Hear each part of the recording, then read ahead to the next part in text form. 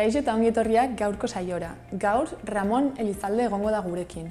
Bera, Berriozargo auzokideak laguntzeko elkarteko kidea da. Orain, besterik gabe, has gaitezen betiko edukiekin. Gaurko komunikabideak aztertuko ditugu. Diario de Notiziasekoarekin hasiko gara. Lan geldialdia baino, atzo mobilizazioak nagusitu zirela azpimarratzen du egunkari honek. Horretaz gain, munduko osasun erakundeak koronavirusagatik alerta mundiala ezarri duela ere azpimarratzen du. Baita, Tebasek delitua ikusi duela irabazteagatiko primetan. N121 ako 2-1 plana bestalde ezkaba ola bezatian ezartzen hasiko dela jakinarazten du. Eta Navarra Suma trafiko eskualdaketa bozkatzean zatitu egin dela nabarmentzen du. Bukatzeko, Superser zaharrean ospitalea eta hotela dituen eremu komertziala egiteko proposamenaren inguruko informazioa eskaintzen du gaurko notiziasen azalak. Diario de Navarrako azalarekin goaz orain. Titularra munduko osasun erakundeak koronavirusaren edapena dela eta mundu mailako alerta deklaratu duela da. Argazkian aldiz, Superserren eremuan hotela eta zahar eta gazteentzako erresidentziak eraikitzeko aukera aztertzen dabiltzala nabarmentzen du. Horretaz gain, atzoko lanuzteari dagokionez, greba nazionalistan istiluak eta jarraipen eskasa izan zirela dio egunkari honek azalean. Bestalde, Ciudadanos eta PPek UPN trafiko eskumenekin bakarrik utzi dutela jasotzen du. Baita Sánchezek ERC-ren eskariari entzun eta hauteskundeak baino lehenagorako maila egongo dela esan duela ere. Azalaren goiko zatian bukatzeko kirolari eskaintzen dio tartea.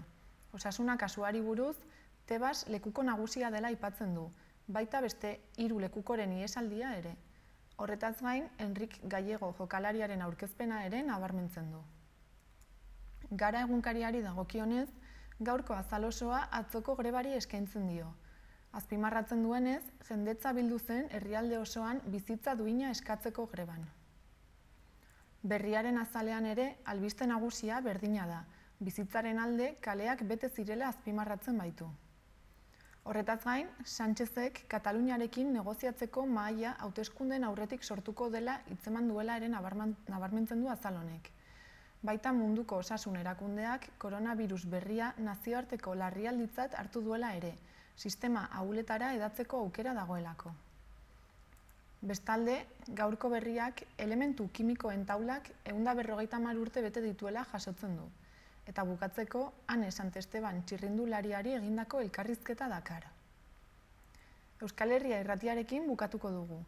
Komunikabide honek nabarmentzen duenez, Iruñeko espetxeko presoek gutxienez astebete daramate sendagilerik gabe. Kartzelako 2 medikuek baja hartu baitute. Eta Espainiako gobernuaren espetxe idazkaritza nagusiak ez dielako ordezkorik jarri.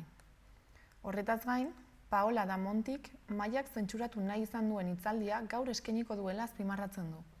Eta bukatzeko, Iturramako Kalamu elkarte bateko 4 kide atxilotu dituztela jakinarazten du. Aipatutako albisteetaz gain eta atzoko greba dela eta Baztan eta Bidasoa zonaldean ere mobilizazio desberdinak egin ziren.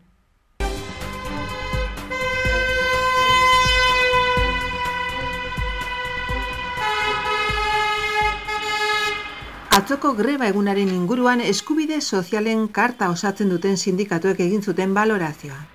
Prentsa oharrez azaldu dute, urtarrilako 30ko greba jarraipen handia izan du Sakanan, Larraunen, Leitzan eta Baztan Bidasoan. Esanguratsua izan da Iruñ herrian eta zertxobait txikiagoa Erriberan. Gainera eguerdian Iruñan deitutako manifestazioan 20.000 persona inguruk parte hartu dute eta manifestazio garrantzitsuak izan dira Tafallan, Lizarran eta Tuteran ere.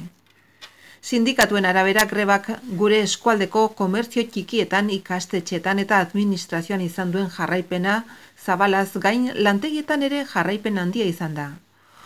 Oharrean diote, lanuztiak erabatekoak izan dira ArcelorMittal Lesakan, Funbera beran, Lekta Leitzan, Lehen Sarrio Papel izena, Sabera beran, Kondesa Zalain Lesakan, Hidroruber Lesakan, Konposites Gurea beran eta Elizondoko Aitameni Bertzea bertze.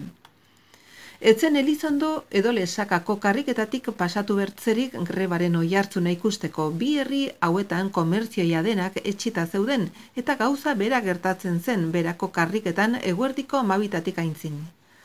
Atxaldeko deialdia Donestebeko manifestazioareka egina zegoen 1000 lagunetik pasa zen bertaratutakoen kopurua. Lan, pentsio eta bizitza duinaren aldeko manifestazioa. Abia gasolindegitik abiatu eta Santa Lucia plazan bukatu zen ekitaldian pozik agertu ziren antolatzaileak, greba egunak eskualdean izandako jarraipenarekin. Duela 2 urte, Toledoko itunaren sinatzaileak kalera bultzatu gintuzten.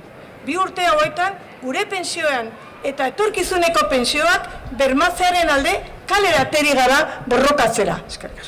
Eskualdeari dagokionez, haiz pozgarria iruditzen zaigu gure borrokarekin zenbatek bat egiten duten ikustea.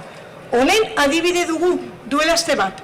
Beran, pensionistak martxan ditutako elkarretaratzera hurbildu zen jende guztia, baita gaurkoan, lantokiak ustu eta kaleak bete dituzuen guztiak ere.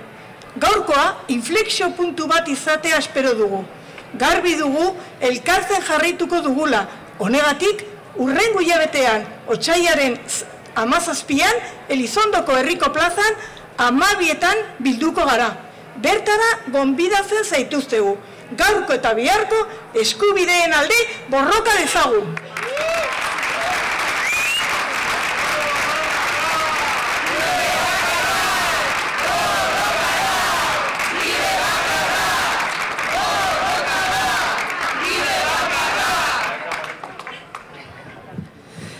Emakumeak ere, gaur kalera atra behar dugu. Gaurko borroka guri ere baita. Nabarmena da, emakume pentsionisten egoera larria dela. Pentsioetan diskriminazio nagusiena emakumeok jasaten baitugu. Honen adibide ditugu, pentsio prekarioak, alargunen pobrezia egoerak, eta egokitzen dizkiguten zaintza lan ez aitortuak, eta ez da ere ordainduak. Argi dugu, sistema kapitalista honekin amaitu beharra dagoela, gizarte feminista bat lortzeko, eta ondorioz guk ere bat eginen dugu gaurko grebarekin. Baina borrokak jarraituko du, eta datorren martxoaren 8ean mobilizazioak egonen dira. Egun honetan, gaurkoak bezala, eskualdeko kaleak betetzera gonbidatzen zaituztegu. Elkarrekin eskualde eta Euskal Herri feminista bat lortuko baitugu. Etorkizuna gurea da, bai, baina etorkizun hori duina izateko gaur borrokatzea ezinbertzekoa da. Garaipen soziala kaleetan irabazten direla, bertze belaunaldi batzuk frogatu zuten moduan, eta azken urteetan borroka luze eta gogorren ondorioz irabazitakoak ebasten ari dizkigute. Gaurkoan, hemen egoteko 11 arrazoi baditugu. Lan prekarietatea, emakume gazteak bereziki pairatzen dugun diskriminazioa. Gure herri eta eskualdetan etorkizun bat izatzeko aukera ez da. Guzti horiek etxipenerako arrazoiak izan beharrean aktibatzeko arrazoiak ditugu. Garbi izan dezatela gazteria ez dela etxean pantaila batean aintzinean geldituko. Nekazariok ere ezin genion bizkarra eman deialdi honi. Gure herriak ustutzen ari diren honetan gure sektorea ere horrela doa. Hala ere jendeari mezu positiboa bidali nahi diot hemendik. Klima aldaketari aurre egiteko gai den nekazaritza eredua da gurea. Nekazaritza eredu jasangarri eta elikadura hurbilago baten aldeko apostua egiten badugu herrietan eusteko eta egoteko aukerak baditugu. Horretarako, aberastasuna partekatzeko duen elikadura kate baten defensa zintzoa egiten dugu. Kate motzez ari gara, hurbiltasunaz azken finean. Apustua ez da gurea bakarrik nekazariena, zuena ere bada, kontsumitzaile bezala.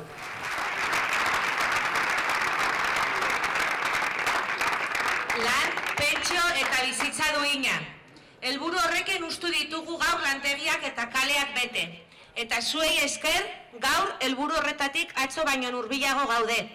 Sindikalgintza tresna eraginkorra dela frogatu duzue, baina ez gaur bakarrik. Eskualdean zehar borroka uniz dira horren adierazle. Greba beti borroka eraginkorra izan da eta izanen da. Eta gaurkoak ere eragina izanen du, eta beharrezkoa da. Gaur egun lan bat izateak ez bai gaitu pobreziatik libratuko, garenik bermatuko. Gaurkoan ere, oroitarazi nahi dugu, lehengo astean eskualdean hiltzen langilea. Dagoeneko 2020 motz honetan 9 langile hil dire Euskal Herrian, eta hau onartezina da. Gaurkoa inflexio puntu bat izatea espero dugu.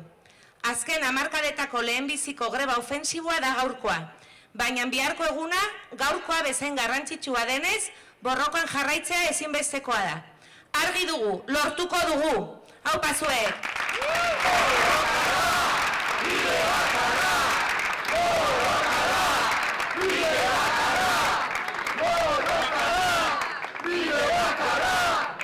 Bueno, orain eguneko balorazio motz bat inen dugu.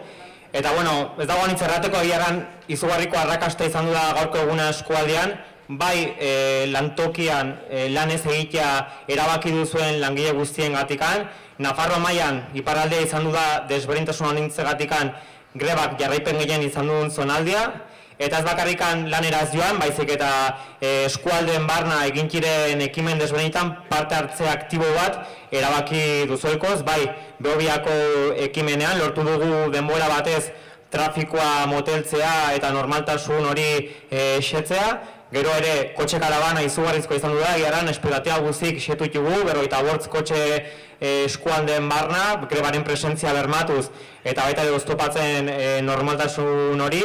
Eta, guaingoa ere izugarria da, egiaran 1100 lagun juntatu gara gaurkoan hemengo manifestazioan, eta ja, 1000 esker, egitan.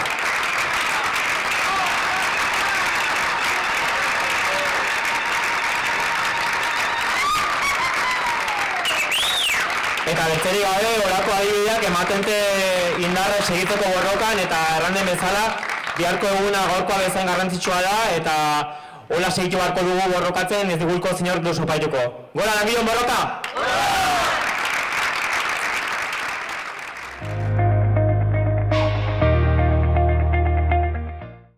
Gaurko eta asteburuko eguraldiaren iragarpenak ikusiko ditugu. Gaur, giro epelarekin amaituko dugu urtarrila. Temperaturak beste koska bat egingo du gora, eta sasoi honetarako balio altuak neurtuko ditugu. Kostaldetik gertu, temperatura 20 gradura igoko da.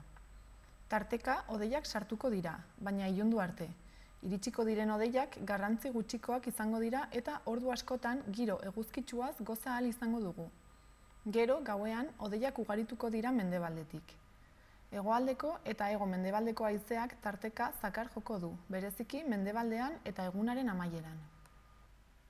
Bihar, larunbatean, ildo beretik jarraituko du egunak, eta moteletik hasiarren arratsaldean eguzkitsu geratuko da eta temperatura benetan epela izango da. Egunaren lehen partean, zerua lainotuta egongo da eta euri apur bat egingo du, bereziki goizaldean. Arratsaldean, baliteke zaparra da bakanen bat botatzea, baina oso puntuala izango litzateke. Leku gehienetan ateri egongo da eta gainera oskarbitzera egingo du. Hego ukituko haizea ibiliko da goizean eta arratsaldean norabide aldakorrekoa. Temperaturak bere horretan jarraituko du eta sasoi honetan ohikoa dena baino dezente altuagoa izango da. Igandea eguzkitsu dator eta kostaldetik gertu are gehiago igoko da temperatura. Goizean goiz behe-lainoa sor daiteke, baina berehala altxatuko du eta eguzkia jaun eta jabe izango da. Goi-hodei fin batzuk agertu arren ez dute inolako trabarik egingo. Hego ukituko haize leguna ibiliko da eta kostaldetik gertu temperaturak beste koska bat egingo du gora. Bertan, 20 graduren muga erraz gaindituko da. Barnealdean, beroenak 16 eta 18 gradukoak izango dira. Ikusitzagun orain gaurko eguneko efemerideak. Gaurko egunez, 1787 urtean, Franz Schubert musikari austriarra jaio zen. Egun berean, baina 1956ean, Johnny Rotten, Britaniar abeslaria eta Sex Pistols taldeko kidea jaio zen.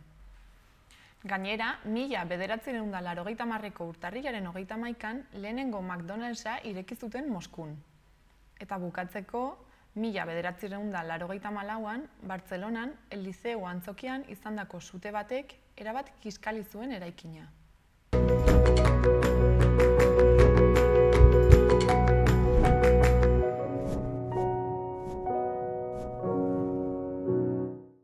Udalerrietako albisteak ikustera joango gara orain. Zizurrekin hasiko gara. Udaletxetik kontzientziazio kanpaina abiatu dute bere egoeran jarri ez bere lekuan lelopean, mugikortasun murriztua duten pertsonentzako aparkalekuetan. Horretaz gain, Nafar gobernuari A12 eta A15 errepideen artean sortzen diren trafiko arazoak konpontzeko neurriak har ditzan eskatu diote. Eta bestalde, udaletxeak eraikin kalteberak zaharberritzeko laguntzak ematen dituela ere jakinarazi du. Agenda kulturalari dagokionez, inauterietako hiri jarduerak antolatu dituzte aurrentzat. Tailer eta jolas desberdinak egingo dituzte otsailaren 24tik 26ra eta izen emateak otsailaren 5tik 12ra egin beharko dira. Zizur nagusian erroldatu edo eskolatutak dauden aurrei zuzenduta daude eta bestelako zerbitzuak, ordutegiak, prezioak eta bar webgunean kontsulta daitezke. Bihar, larunbatean, bestalde, Pili Mujikaren penitentzia filma ikusteko aukera izanen da kulturetxean arratsaldeko 8etan eta 4 euroko sarrera ordainduta. Dokumentalean espetxe sistema eta birgizarteratzearen mitoa dira gogoetagai. Proposamen sorta zabala egiten du, besteak beste abolizionismoa eta estatuko espetxeetan planteatu diren beste formula batzuk. Delitu kontzeptua bera ere jartzen du zalantzan, eta jende behartsuari eta aberatsari justizia ezberdina aplikatzen zaiola nabarmendu. Lekukotasun ugari ager dira, kolektiboak, elkarteak, adituak, voluntarioak eta espetxeratuak. Bukatzeko igandean Asterix edabe magikoaren sekretua pelikula ikusteko aukera izango dute aurrek euskaraz arratsaldeko 6etan eta 3 euroko sarrera ordainduta. Atarrabiara pasako gara orain. Gaur arratsaldeko 8etan Ganbera hirukote berritzaileak ikuskizuna eskainiko du kulturetxean. 3 ibilbide guztiz desberdin biltzen ditu ezohiko hirukote honek. Amaia Kordoba pianojolearen errepertorio klasikoa. Nafarroako Orkestra Sinfonikoko kontzertinoa den Jorrik Tromanen mundu sinfonikoa eta Jon Irazoki txistulariaren musika tradizionala. Itxuraz, 3 mundu zeharo desberdin, baina funtsezkoenak batutakoak. 3en interesa sortzen duen errepertorio musikal trinkoa. Aita Donostia, Hilario Olazaran Lizarrakoa, Eduardo Gorosarri edo Jesus Guridi izanen dira emanaldiaren protagonistetako batzuk. Jotzaileek berek espreski prestatutako moldaketa berritzaileekin eta zenbait kasutan dantzariek lagundurik. Sarrerek 4 euroren truk eskura daitezke lehiatilan edo 3 eurogatik internet bidez. Bihar gainera, arte eszenikoen gazte topaketa ospatuko da kulturetxean. Emanaldi desberdinak eskainiko dira arratsaldeko 8etan hasita, eta sarrera librea izango da. Bukatzeko igandean, Lopek Etepario helduentzako antzezlana ikusteko aukera izanen da 7:30 toki berean eta 5 euroko sarrera ordainduta. Bukatzeko, Iruñean, Gaztediaren etxean, zenbait lan egin dituzte azken asteotan, 1960ko hamarkadako eraikin horren energia eraginkortasuna hobetzeko. Guztira 4 obra txiki egin dituzte, 50.000 euroko kostuaz. Aurrekontu horren gehiengoa kanpo arotzeria ordezkatzeko lanetara bideratu dute. Oraindik berritu gabe zeuden eta. 15 leiho zulotan egin dira lanak, eta hemendik aurrera aluminio berdekoak eta lerragarriak izanen dira leihoak. Baina hori ez da izan udal zerbitzuan energia eraginkortasuna eta erabiltzaileen erosotasuna hobetze aldera eraikinean egin den obra bakarra. Zehazki, ate lerragarri bikoitza jarri da eraikinaren sarreran. Zaharberritze lan horrez gain, aire gortina bat jarri da eraikin barruko temperatura doitzeko sarreratik bertatik. Azkenik, zenbait lan egin dira eraikinaren estalkian. Zertarako eta Gaztediaren etxeak aurreikusita dituen klimatizaziorako kanpo sistemei eutsiko dien esi metaliko bat paratzeko. Jarduketa horiek guztiak 2020an zehar eginen diren klimatizazio lanen aurretik egin dira, eta orain arte egindakoei jarraipena emanen diete. Izan ere, eraikin honen orientazioa dela eta lehiate zabalak ditu hegoalderantz, barneko temperatura bereziki altua da udaberri amaierako hilabeteetan eta udan. Horregatik, klimatizazio sistemak jarri dira apurka-apurka hori gehien antzematen den guneetan. Eta lan horiei jarraipena emanen zaie aurten.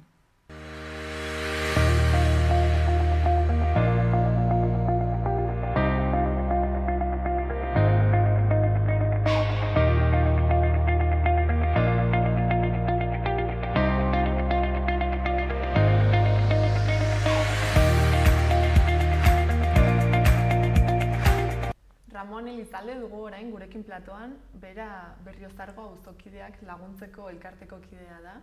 Kaixo, arratsaldeon Ramon. Arratsaldeon. Ongi, esan behar. Utsi ditu lagunak hor elikagai bankuan janaria banatzen, hona etortzeko, eta gero itzuli behar. Zeba, zu hori Berriozargo auzokideak laguntzeko elkarteko kidea zara? Kidea, bai, idazkaria. Zatu naiz orain beste lagun bat ordezkatzera, eta, hemen nauzu. Zer egiten duzu elkarte horretan? Elkarte horretan, mankomunitate langileek, giza langileek, hartzen dituzte behartxoak diren familiak, Berriozarreko familiak, eta segun ze beharrak dituzten, batzuk bidaltzen dute, behar bereziak dituztenak bidaltzen dituzte guregana janairaren bila eta hori. Beste batzuk igual behar dute puntualki diru mailegu bat, horretarako eduki behar dute errenta soziala, eta bereziki bi bide horretatik laguntzen diegu. Eta noiz sortu zen zuen elkarte hau? Noiz? Noiz sortu zen? Noiz sortu? Bai, zenbat urte? 2008 urtean, bazegoen hor elkarte bat deitzen zena Asociación de Ayuda al Vecino de Berriozar, izenekoa, euskeraz Berriozarko auzokidea laguntzeko elkartea. Eta elkarte hura pribatua zen, eta bere baliabideak pribatuak izanik laguntza gutxi eman ahal zuten, hau da, bakarrik babesten zituzten 25-30 familia, urte hartan. Urteak pasa hala, 2007 urtean, 2008 urtean, ailegatu zen krisi hura, Lehman Brothers Brankua ondoratu zenean, munduko ekonomiko krisi handia sortu zen. Bankuak itxi, lantegiak geratu ziren diru mailagurik gabe, langileak langabezian, eta orduan komunitateko langileek abisatu zuten. Zuek kontuz, hemen Berriozarren familia asko geratzen ari direla kale gorrian. Orduan elkartea zegoen bezala ezin zuen aurpegia eman, problema honi. Orduan erabaki zuten baliabideak publikoak izan behar ziren, ziren arazoa oso handia zen. Eta garai hartan elkarteko zuzendaria zen Luis Fernández, aldatu zituzten estatutoak horretarako, eta jarri ziren harremanetan udaletxearekin. Garai hartan alkatea zen Xabier Lasa. Eta Luis Fernández eta Xabier Lasa ikertu zuten arazoa, eta Xabier Lasak sartu zuen urteko aurrekontuetan kantitate bat helburu horretarako, behartxoak ziren familiak babesteko. Eta eraman zuen plenoan, eta hor esan behar da, alderdi politiko guztiek onartu zutela. Eta, udaletxea jarri zuen mahai gainean baliabide publikoak, eta elkartea agertzen zen hor kudatzaile bezala. Eta gaur egun, zenbat familiei laguntzen diezue? Gaur egunean, ekarri dut datu zehatzak hemen, eta iaz abenduan, bukatu genuen 227 familiarekin. Urtarrilean hasi ginen 200 familiarekin, eta urte bukarean 27 gehiago.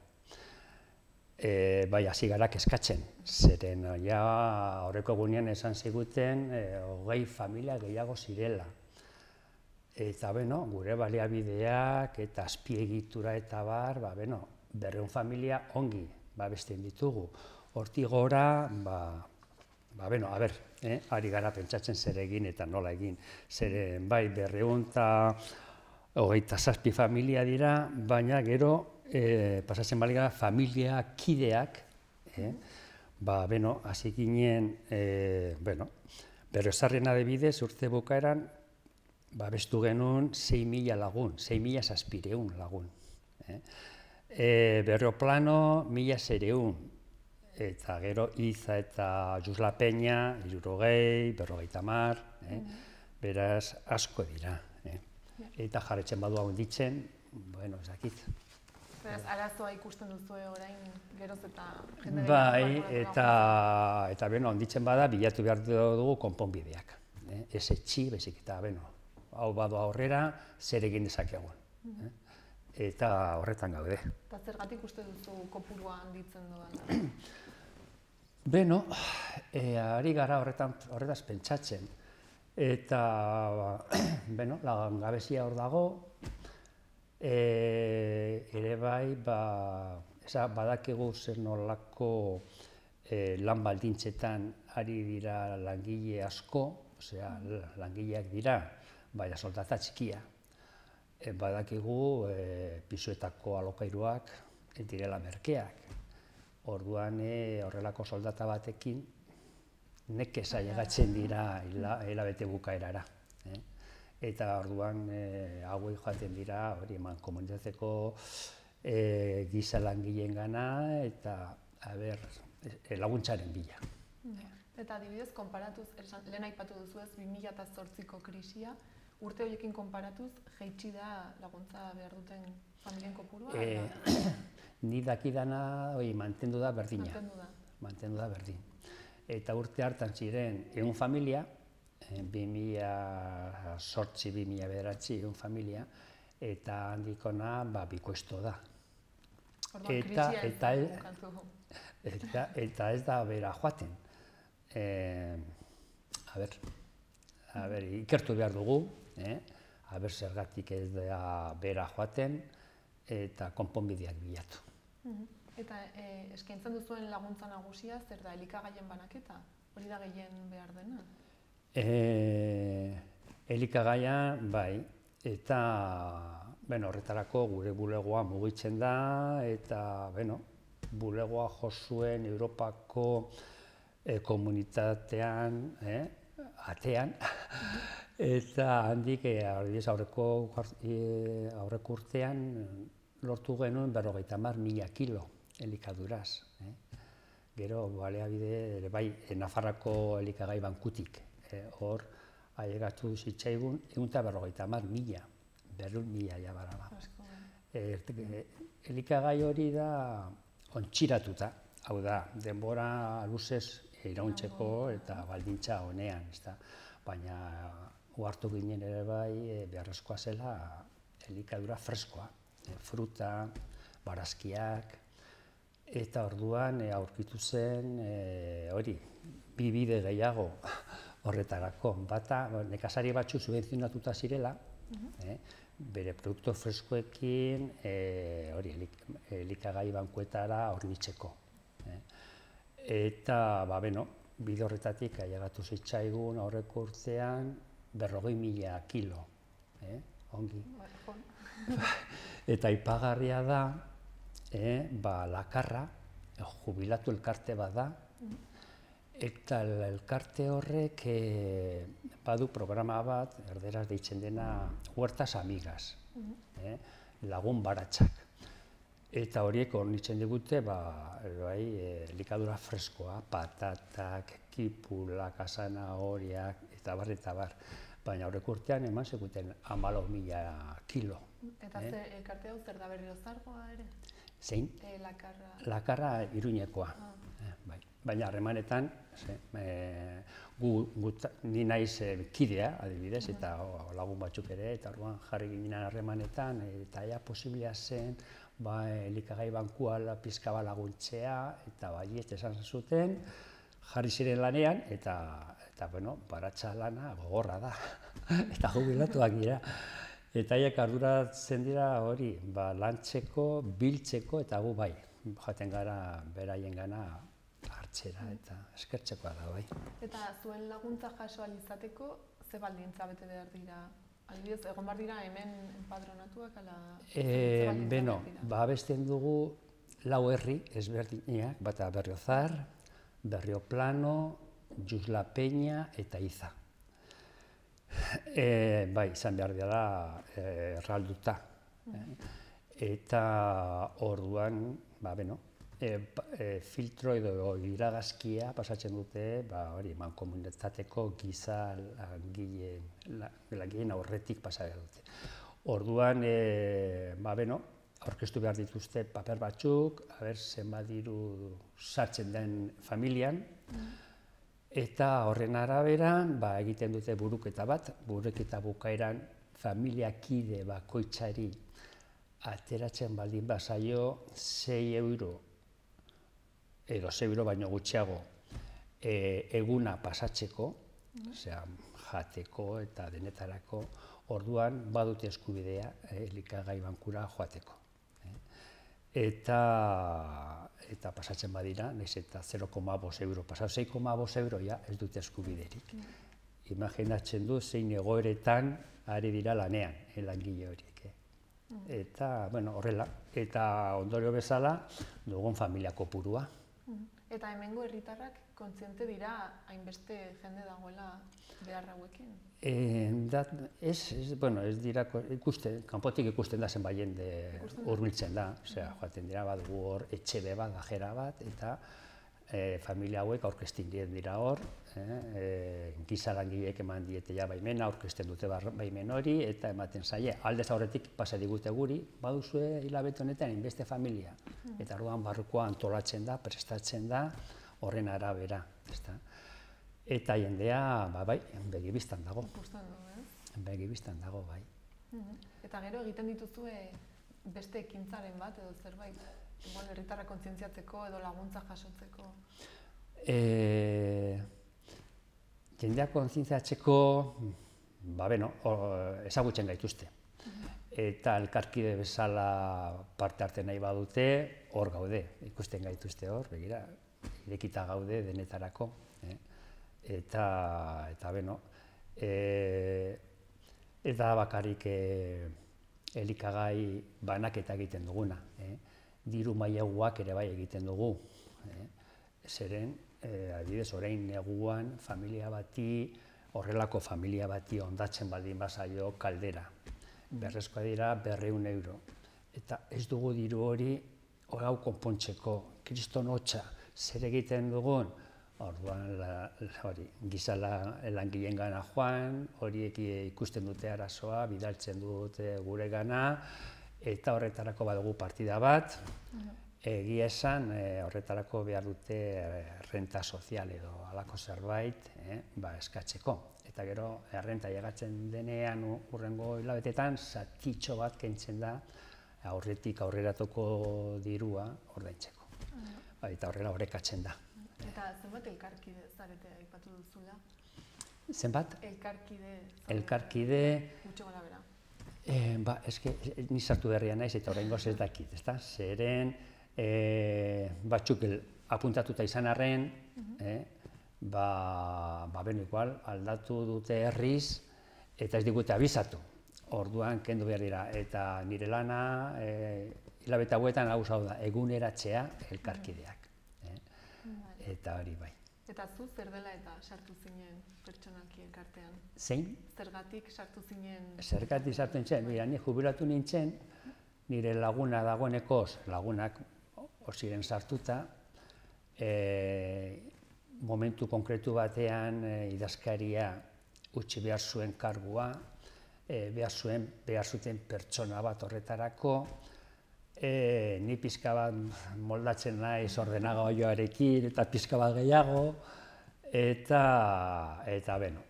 orduan baietz esan nien, hartzen nuela kargua, eta poliki-poliki eguneratzen ari naiz kargu horretan. Eta norbaitek kolaboratu nahiko balu, zer egin dezake? Bakarrik ara joan, edo telefonora deitu. Non zaudete, zehazki? Etxe behartan bajeran, Avenida Gipuzkoa, trenbide ondoan, hor jartzen du. Eta hori irekitzen dugu hilabetean behin, edo elikagaiaz bete behar dugunean biltegia, apalategia eta hori. Baina hori, weben, interneten badago gure telefonoa eta zuzen jartzen da harremanetan zuzendariarekin. Eta hori, errez, nahi duena errez egin daiteke elkarkide. Eta zuek laguntza jasotzeko prest, ez? Bai. Momentu puntual batzutan egon gara eskulan beharrean, eta orduan voluntarioak eskatu genuen, eta baiez, konpondu zen arazoa berehala. Eta oraintxe bertan ari dira banatzen, eta beharrezkoa zen jendea hor dago, laguntza bateko, janaria bildu, saskian kokatu, atera, eman, eta hori bai. Eta orain, etorkizunera begira, zein da zuen erronka nagusia? Etorkizuna hori gaude, pentsatzen zergatik, handitzen ari den familia kopurua.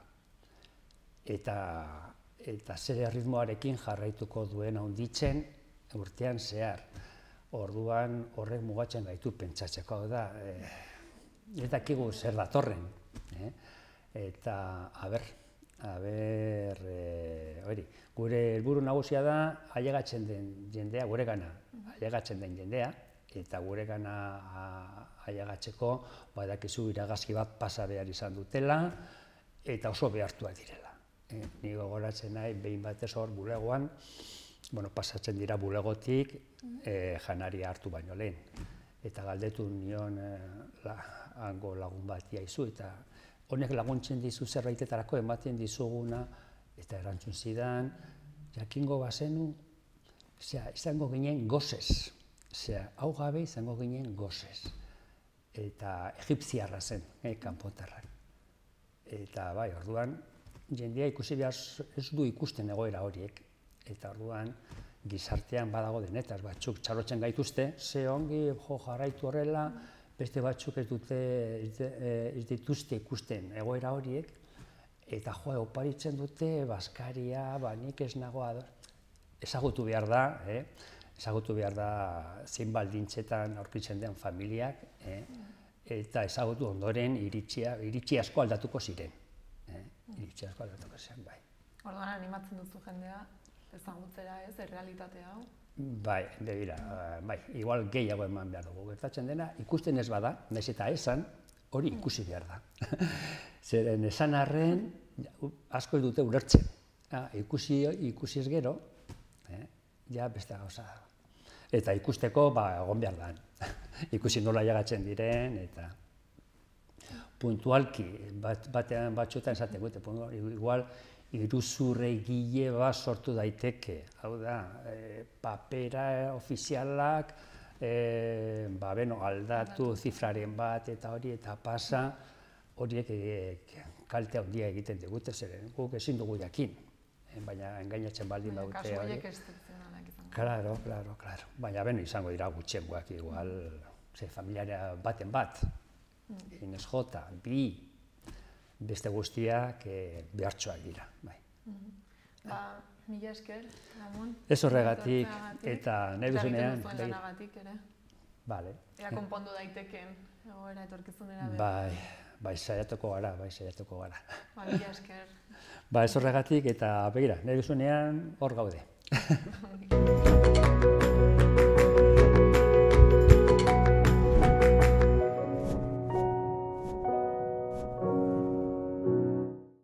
Orain, bukatzeko, asteburuko agenda errepasatuko dugu. Gaur, Bardoak, Nafarroako taldekako bertsolari txapelketa hasiko da Txantreako Euskaldunon biltokian. 7:30 izango da eta sarrerek 5 euroko prezioa izanen dute. Gaur ere, baina 8:00 Ganbera hirukote berritzaileak ikuskizuna eskainiko du Atarrabiako kulturetxean. Sarrerek 3 euro balio dute interneten eta 4 euro lehiatilan erosiz gero. Bihar, 12:00 Merkaderesetik abiatuta, Iruñea kantuz ospatuko da Alde Zaharreko kaleetan barrena. Eta arratsaldean, 6:00 Asterix eta Edabe magikoa pelikula ikusteko aukera izanen da Zizur Nagusiko kulturetxean 3 euroko sarreraren truke. Igandean, aurrentzako zinema eta txokolatada egongo da Txantreako biltokian arratsaldeko 6:30 hasita. Bukatzeko, urtarrila osoan zehar, urtarrilaz ospatzen ari da Sanduzelaiko Zibiboxean jarduera desberdinekin, eta Ziudadelako labean 3 hari hori erakusketa dago ikusgai.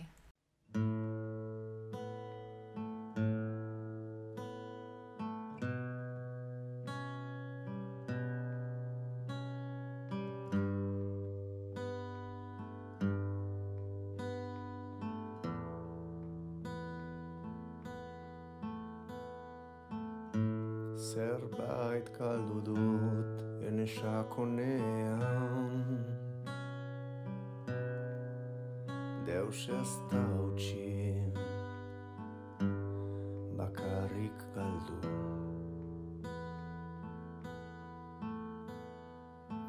Tripa bere lekuan barin badut ere, zergaitik egiten dit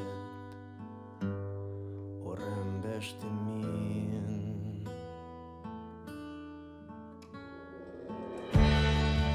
Atera naiz erretzera,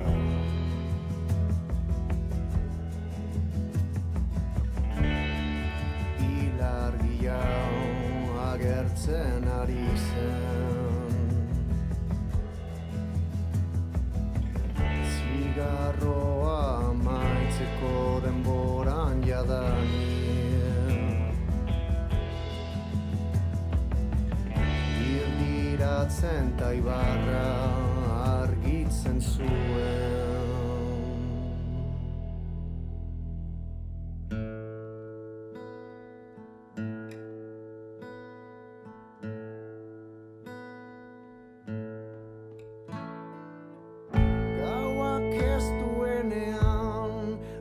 Kontatzen badakit zergaitik sakurra zaunka ari diren,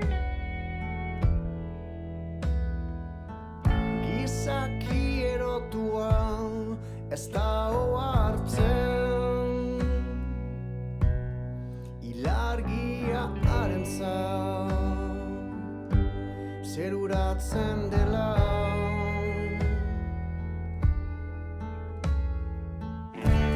Tabulara zaun dena berriz hasi nahi, itzulira zuenen bigarren aukera, oraindik ulertzen ez nuenean.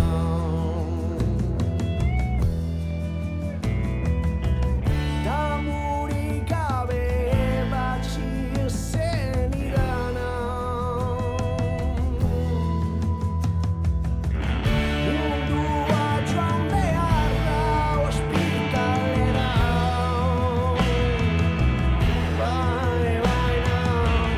baina hori ez da gertatuko.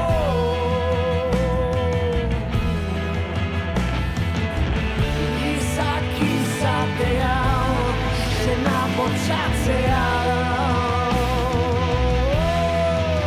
eta dena agertzen da.